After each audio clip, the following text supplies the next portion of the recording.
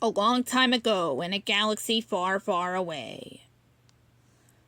On to the story of Star Wars Attack of the Clones, Yoda and the Count. Jedi Master Yoda was one of the leaders of the Jedi Order. He was wise and knew many things. Above all, Yoda believed in the Force. But now Yoda sensed a great disturbance in the Force. Count Dooku, Yoda's old apprentice, was trying to raise an army against Yoda and the other Jedi Knights.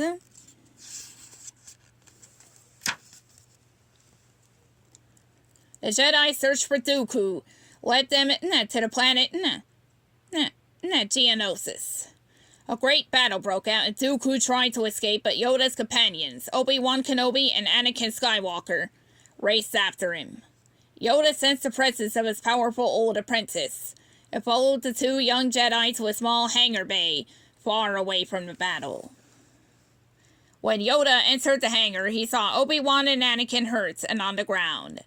Standing over them was the evil Count Dooku.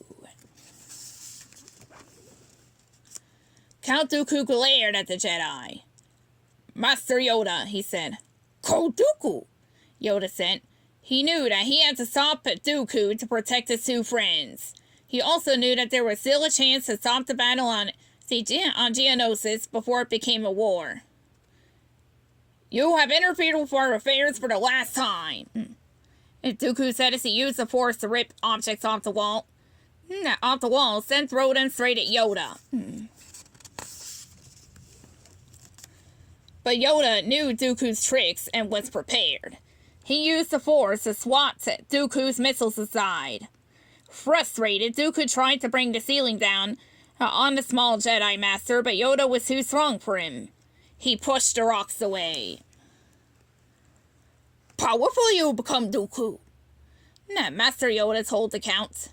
"I have become more powerful than any Jedi, even you," Dooku replied. With that, the Count raised his hand and shot Force lightning at his old Jedi Master.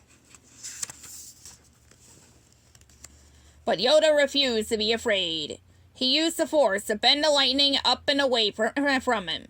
Count Dooku could only watch in astonishment. He tried again, but this time Yoda closed his fist around the lightning until it disappeared. "Much to learn, you still have," Yoda told Count Dooku. "It is obvious that this contest cannot be decided by our knowledge of the Force, but by our skills with a lightsaber," the Count said as he raised his red lightsaber. Yoda called his own to his hand. Its green blade glowed as he lifted it to fight Count Dooku. Yoda and Count Dooku leapt across the room at each other.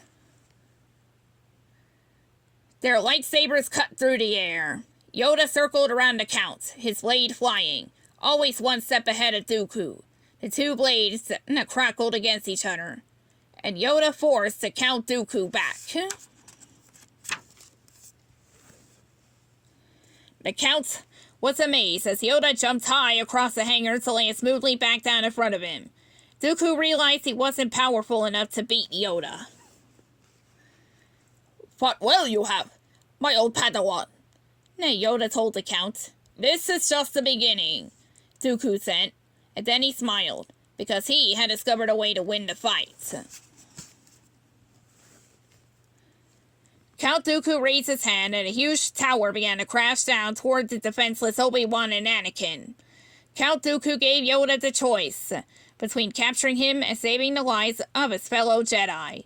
For Yoda, there was no choice. He dropped his lightsaber and raised both hands to stop the column from falling on his friends.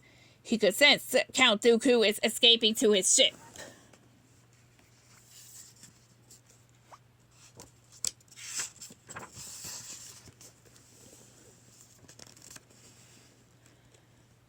There was now no chance for peace, but Yoda trusted in the Force.